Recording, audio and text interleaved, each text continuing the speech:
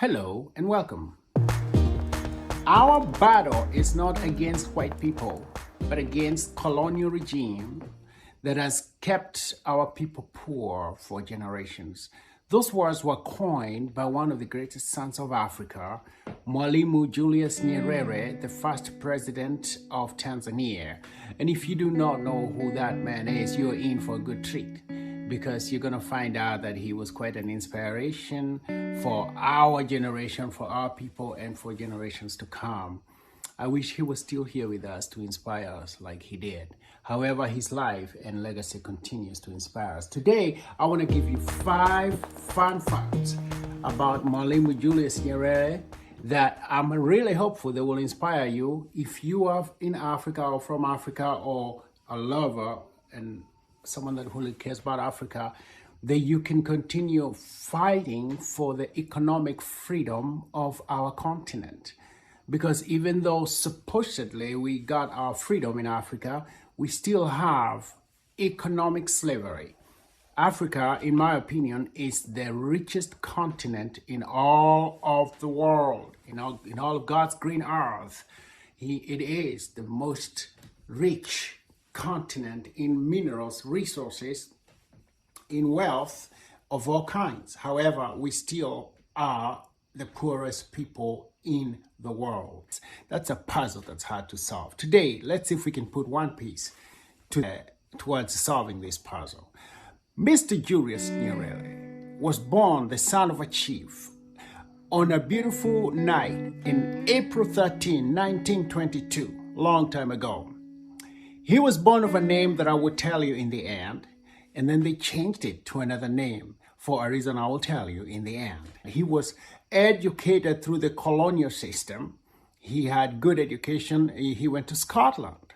But after he came back, he got a really good job with the reigning colonial rulership of the day in Tanganyika, then Tanganyika, now Tanzania. He was working as a teacher, and then he got a job as a government representative and making really good money. But he walked away from the colonial system, from the government system, and from the educators. He did not reject the education. He walked away from the educators and the colonialists that educated him and became a freedom fighter.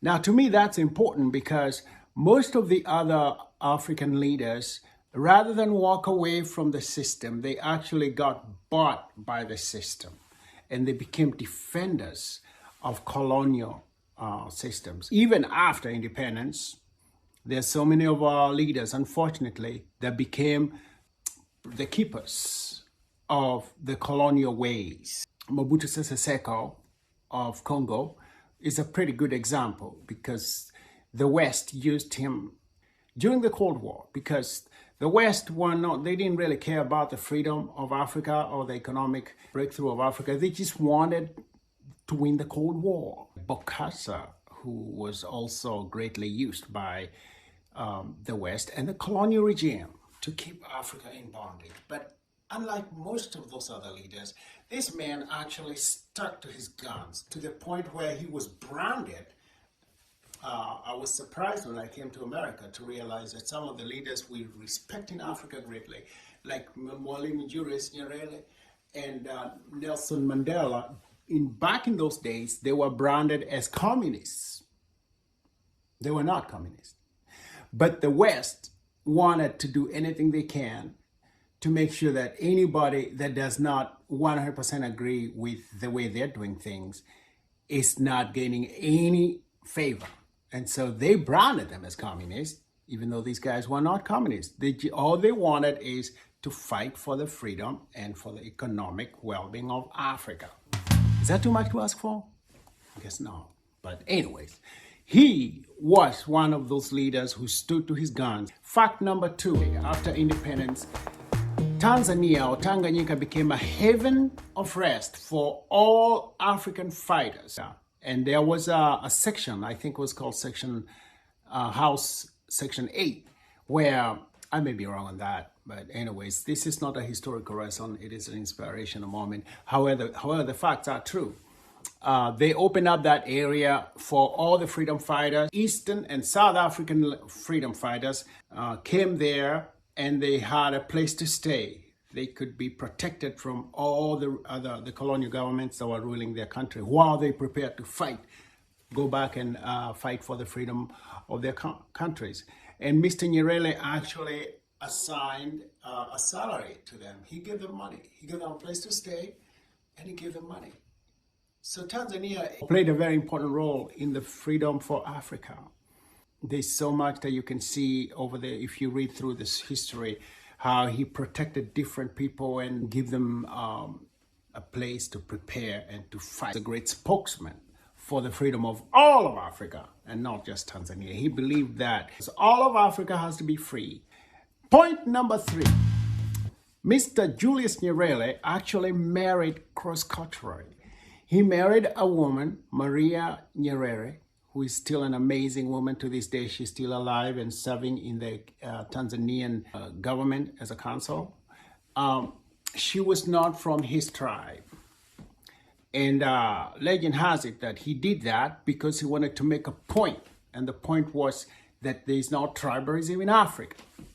That Africa, we are one people. He, in fact, was very instrumental in introducing a language that would unite all of Tanzania and all of Tanganyika.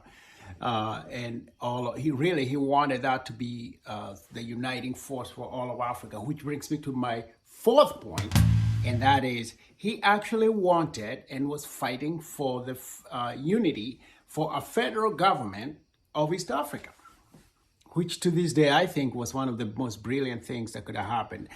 I'm from East Africa. I'm from one of the countries in East Africa. And I do wish that we had a federal government in East Africa. And Mr. Nyerere was so committed to that he was willing to delay the independence of his country, because Tanzania was the first East African nation to get its freedom. And he delayed that, hoping that Kenya would agree. The leaders of Kenya, the freedom fighters of Kenya, would agree and come to terms with the benefit of that and form a federal government whereby all these countries, kind of like in America, where you got different states, but then you have the federal government, which oversees the affairs of the whole country without interfering with the independent states. But the federal government makes sure that everything is going well and there's unity, there's economic harmony, and there is a lot of benefits that come along with that. That's what he wanted. But he also was willing to not be the head of that federal government. And so he delayed the independence until it was pretty clear that Kenya was not wanting to go that way. And so he then finally decided, okay, on December 9th, 1963, Tanzania got their independence, and Kenya declared its independence on December 12th. So just a 3-day difference, and that's what it took to get away from a federal government. But nonetheless, who knows how things would be today, 60 years later, if we had actually united and become the East African nation or something like that. United, the utopian nation of East Africa. Maybe we would be an economic powerhouse. I have no idea. All I know is that my time is about up, so I got to tell you the final thing that I think is so amazing about this man, and that is that he was willing to not be a life president. And so to me, that's just unbelievable, because if you go to Tanzania to this day, everybody knows that he was the father of the nation. They call him Baba wa Taifa. Until the day he died on October 14, 1999, he was the most respected man in Tanzania and really in most of Africa. He could have continued to be president for life. Like most of the African leaders, I honestly know very few African leaders who have stepped down from power willingly. Most of them, they just want to be dictators for life, It's like you taste that power and you don't want to let go.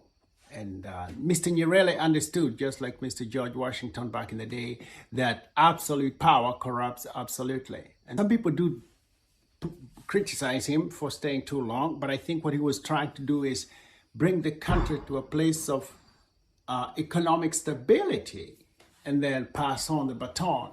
But he did pass on the baton November 5th, 1985, and he handed over the power to the next president, Mr. Mwinyi. Someday maybe we'll do something about him. He was also a great leader. Let's understand, Mr. Nyerere actually died not a rich person, but he died a man of great respect and really great wealth in terms of human resource and in terms of human accomplishment. I hope that inspires you. And for waiting this long to get the bonus, Mr. Nyerere was actually born with the name of Mugendi. Mugendi in the Bantu language, actually, it means one who travels or the traveler. But his name, for some reason, they decided to change his name while he was still young to Kabarage. And Kabarage actually is interpreted to mean one who brings rain or one who rains, the rain that falls. And he did reign in a big way, and he brought a lot of freedom, a lot of rain in terms of freedom to the country of Tanganyika and Tanzania, but even to the continent of Africa. He was one of the few people that stayed the course and fought to the very end. I hope that we can learn something from people like this, because if you don't compromise, and if you fight without doing harm, but fighting for the right things, for the right of humanity, and for the rights of those who are oppressed, I do believe that heaven smiles at you, and I do believe the earth will always honor and respect you.